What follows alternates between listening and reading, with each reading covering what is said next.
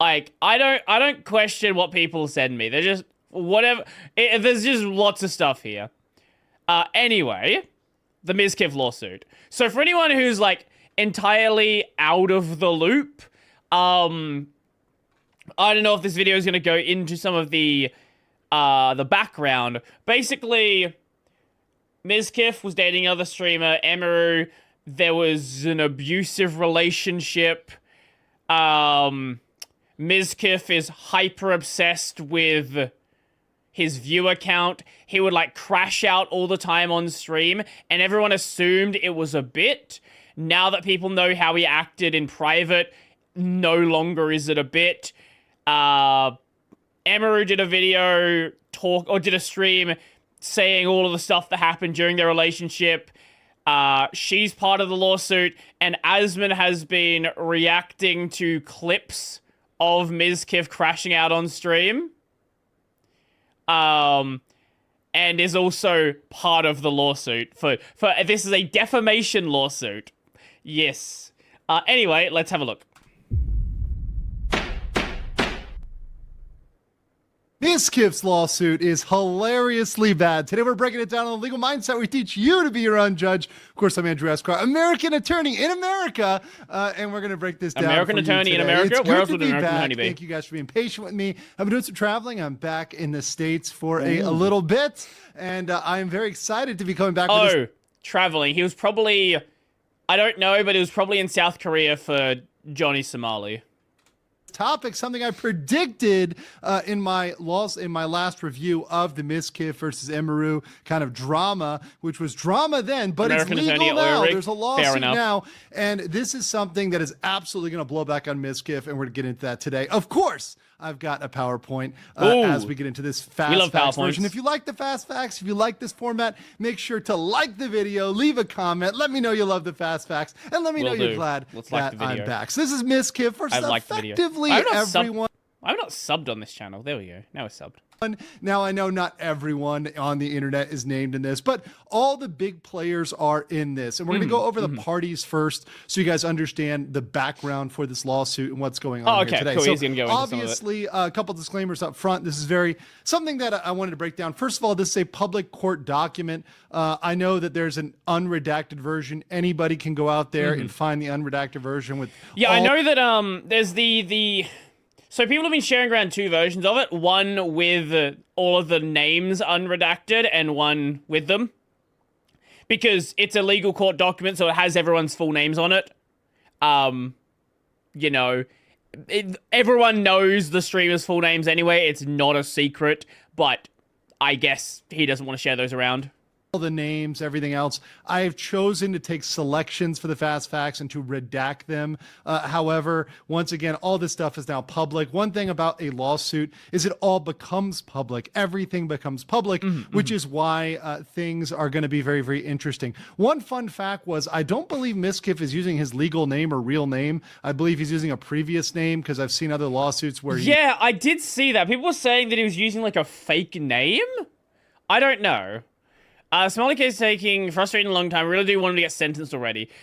Well, the South Korean system is basically just make you lose as much money as possible, and eventually they'll do something with you, maybe. Use a different name. So regardless, if he's using a fake name, that's going to come out. The real name will come out, particularly in a response by the defendants, Emiru, Asmongold, OTK, Mythic.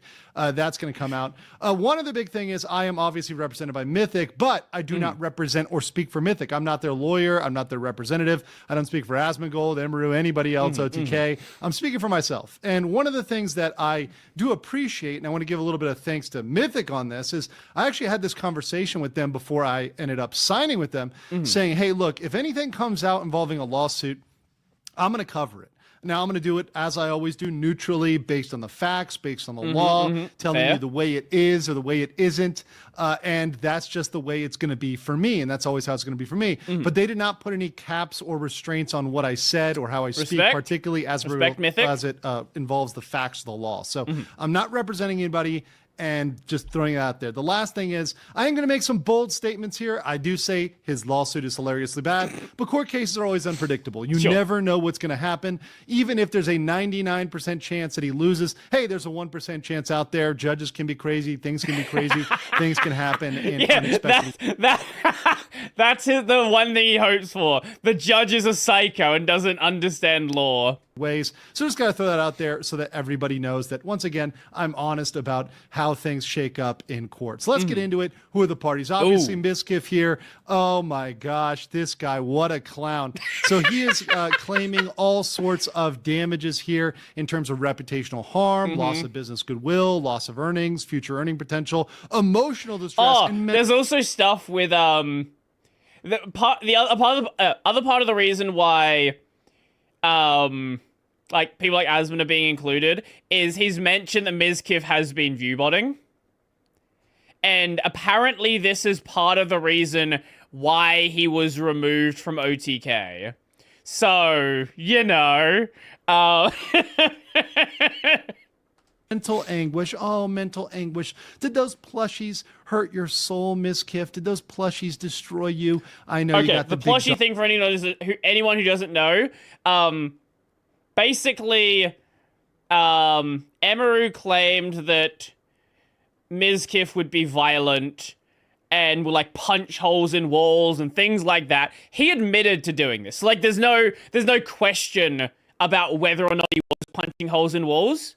To be fair, they're American walls, so they're made of paper, so keep that in mind. They're not German walls. German walls are made of concrete. You will break your hand. Anyway, his response back to why he was doing that is Emaru was also violent. She would throw plushies at him. Like, she has this big pile of Kirby plushies. So, the response to a plushie being thrown at you is punch a hole in the wall. Like, that's certainly a response. Filipino walls made of concrete as well. Based Filipino walls. Donkey Kong back there, but you're really Baby Yoshi energy. Listen, Mizkif is going to destroy himself legally, financially, and reputationally in this. That's the worst part, right? Like, let's just imagine that he doesn't, like, this lawsuit doesn't get thrown out. The lawsuit, like, he's already done the reputational damage. The lawsuit's not going to fix that. And I am going to be here to cover it all the entire way. So I'll say it once, and I'm going to say it again. Thank you, Mizkif, for the infinite content here. Obviously, you have Emaru, Emmy here. She obviously was key to the accusations involving, obviously, some emotional, physical, potentially sexual allegations against... I never noticed the kill mats on the ground. Those are cool. Mr. Mizkif. And that's going to be key to what... Oh, she's also technically a Red Bull athlete. Yeah. Just... Not related whatsoever. Just fun to mention that she's technically a Red Bull athlete. Going on here. But backed up on that and in the lawsuit is the Roach King himself, Asmongold. He's in this in the defamatory context, claiming that his statements are defamatory. That's what Mizkif is going after. So he's pulled into this as well. And mind you, both Emmy and Asmongold would be key to the discovery here, and both of them would be deposed, which means they're going to get questioned, and all those things, including all those things Asmongold said he kind of doesn't want to talk about yet. Yeah, he's going to have to talk about those eventually when he's asked Emmy look questions like without makeup? She's done plenty of his lawyers streams. And by Mizkif's lawyers. So all those stories and all those things he says he has are going to come out. Now, he may not want to tell them right away, and I respect his decision. Obviously, he's a thoughtful guy, and he's thinking about this carefully. But all those things are going to come out as he is now a named defendant. Another named defendant, Mythic Talent, of course, once again, my talent agency, but once again, I'm not personally involved in this, but they're brought into this for contractual side as well as OTK as a corporate unit. Obviously, they all had some ownership stakes in this. They all had a share in this. So obviously, depriving Mizkif of his shares is one of the claims at stake here. So let's get into this lawsuit. So first, we have breach of contract. Now, this is the strongest possible claim. Now, why do I say strongest possible? Because we don't have the entire contract. Now, I can speculate on what that is based on number one. Yeah, like that's one of the things that my understanding is could actually go well for him. whether or not it was a breach of contract for them to remove his ownership of the company.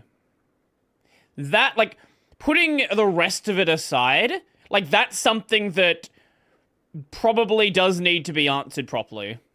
Experience with these types of contracts, and number two, having written some types of contracts like this myself. As you guys may or may not know, I'm a corporate lawyer. I have reviewed a lot of corporate agreements. Oh, that sounds so fun. I can very much imagine what's going on here. And the strongest argument that he does have, and this is me being honest and upfront, is that there might be some breach of contract until we see the contract.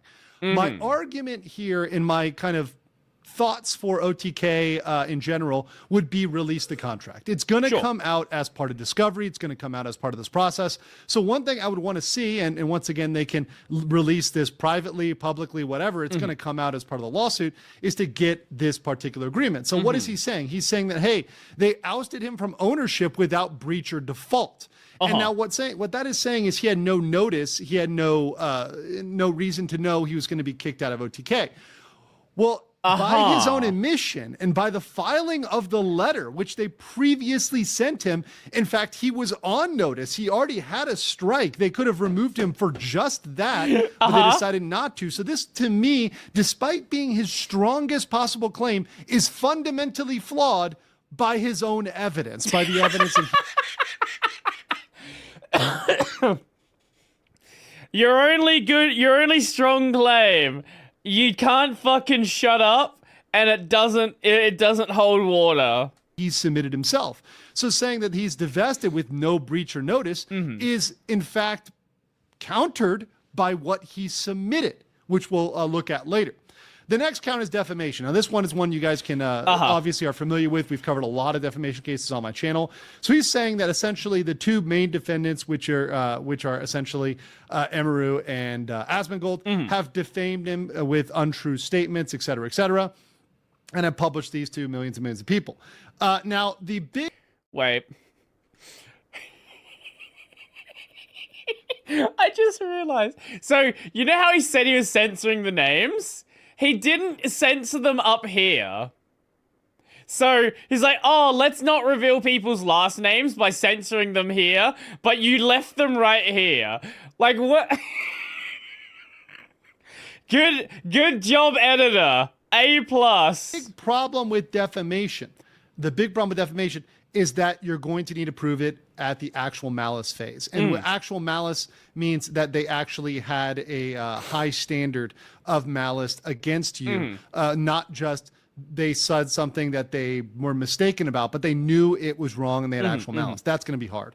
The last one, count 3, is declaratory judgment against OTK, Mythic, and King, which essentially is saying, hey, look, these guys breached their agreements, breached their bonds that they had over the management fees. So these management fees were not owed, and these were unlawful. So that's... Yeah, the one that said Shunk and Hoyt. Yeah, that's Emily Shunk and Zach Hoyt.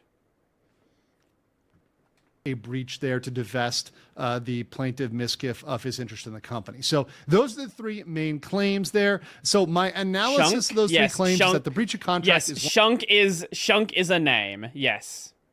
Once again, the strongest, but it's entirely based on the contract. The letter from OTK hurts Mizkif's case. That's going to absolutely damage him and damage his ability to go forward on this. I love the defamation one, most idiotic claim. Yeah, you admitted to, like, all of the defamation stuff is stuff that you've just admitted to on stream. Defamation is the most idiotic.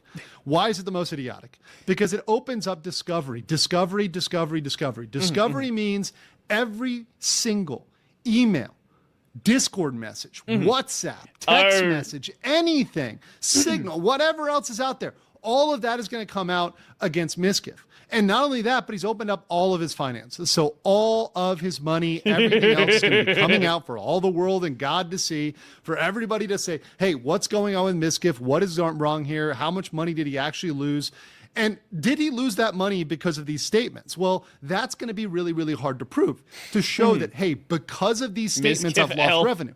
How about you've been losing revenue because you've been, well, sucking lately, bro, right? You've been on a downtrend. You've been on a spiral. You've always been having trouble with views, having trouble with numbers. Everybody's numbers are down. So how are you hurt specifically, bro? And how are you going to prove that this is once again... No. The way he's hurt is because Emmy's not on his stream anymore. He can't farm Emmy for views. That's how he's hurt. Actual malice. This is something where they knew what they were saying was false and they said it maliciously. I think that is something he's just not going to get to. And beyond that, I agree. There's seems to be proof and seems to be enough evidence that a lot of what was said was the tip of the iceberg. In fact, there's much more that people don't know about Mizkif that's going to come out. So all those naughty stories from those parties that he went to, once again, parties that content creators should be well advised to be very, very careful at, because these things can come back and bite you. So all of that's going to come out. All of his bad shenanigans at parties, all of his behavior, all of his conduct, that's going to come out. So all of that is going to weigh against them actually actively lying in a malicious way. The last is declaratory judgment, which I think is based upon the contract. Once again, the OTK letter, I think, hurts Mizkif here. But if the contract is pretty clear with giving them ability to breach, which once again, common corporate language, common corporate contracts, any corporate lawyer would know this, like myself, anybody else. There are reputational clauses. If you hurt the reputation of a company, they can terminate you. That's been a thing forever. That's always been a thing. So the fact that he thinks he can get away with that, the fact he thinks that... Hey, Twitch chat's frozen on screen. Thank you. I will fix that. There, that should be better. Hey, that reputation doesn't matter for a company. No, that's very, very standard. That's very, very ad forma or pro forma, sorry. It's something that every company is going to want to get rid of somebody if they're a problem or look like a problem, and that's a standard clause. Almost everybody, every employee out there in modern corporate America has some sort of reputational clause. So I think for the breach of contract and for the declaratory judgment, I think he's going to have a real uphill battle there. And let's look at the letter here. This is very interesting. So this is something that was also included. Is he going to show the clips? Okay, so these statements, like, people have just posted the clips. It's just like, yeah, if you say fuck everyone, fuck the company, they need... I never needed them, they needed me. Like, you know, like... why does that keep happening? I don't know. I don't know what's happening with the Twitch chat. Submitted this. Mizkif submitted this. That he had a notice on or about November 6, 2023, that he, from OTK, there's a notice of termination and repurchase. So he was already on notice. So trying to say that he had no notice literally goes against the own evidence that he submitted. I don't understand how stupid you can be and how hilariously dumb you can be to say, hey, I had no notice except for this letter where they already put me on notice for multiple instances. Let's read the language here. And reference to course of misconduct, including multiple instances of unwanted physical contact and violence. And violence. So he was on notice for unwanted physical contact and violence. This is before the quote-unquote mounting of Emiru, which happened more recently. And this is, once again, as of January 24, 2025. So they already had this updated notice, and he already was put on notice. And once again, let's read these comments, because these comments in and of themselves, which he previously made, would have been more than enough to terminate him. F streamers, F them all, F everybody, F FaZe Clan, F the fourth floor. I don't know I don't know how, why are we throwing shade at FaZe? What did FaZe do?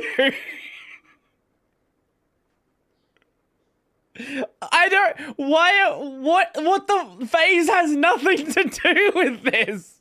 Mounting, this is the, Emiru was crying. He came around, like, comfort her, tried to start, like, kissing her. She was okay with that. And then, like, he tried to go further. And then she pushed him back. And then, you know, he left. That's what he's talking about there. Okay, F everybody. I'm going to start being a solo streamer. I've never needed anybody. They needed me. First of all, how desperate is that? How beta is that? How soy is that? You don't need me. You need me. No, sorry. Nobody needs your tough, I can't even handle a plushy self, bro. That is more than enough to say, if you're saying F your company, for them to terminate you. That's more than enough. And then going on beyond that, saying OTK failed miserably. Nobody wanted to buy it. It didn't make sense for anyone to ever purchase OTK or to run and operate OTK. So now OTK is very small. Put together, this alone would have been enough.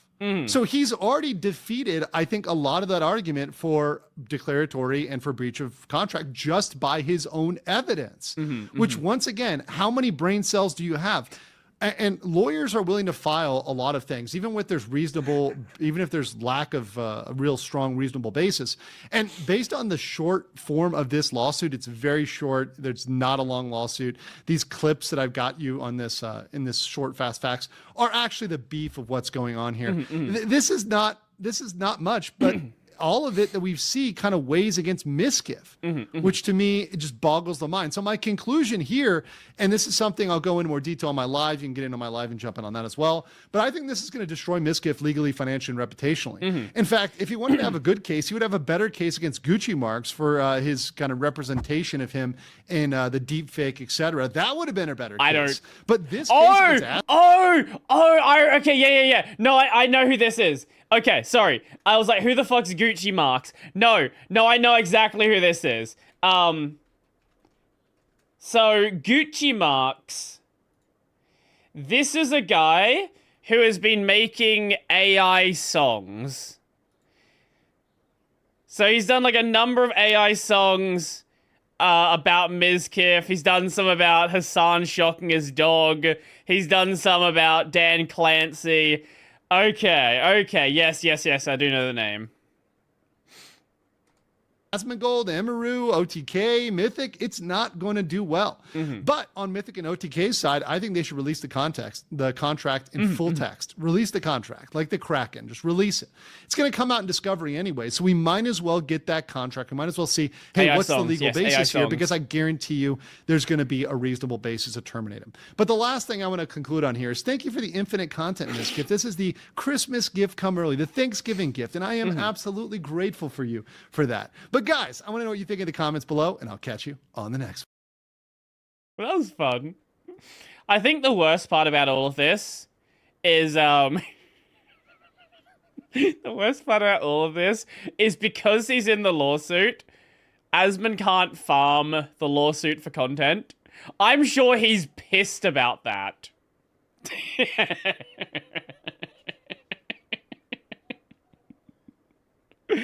I'll be keeping an eye on this because I'm sure it's going to be a very, very fun lawsuit. I like Legal Mindset. Great content. Yeah. If you're not subbed to the channel, go check it out. Go check out the video. It's always lots of fun.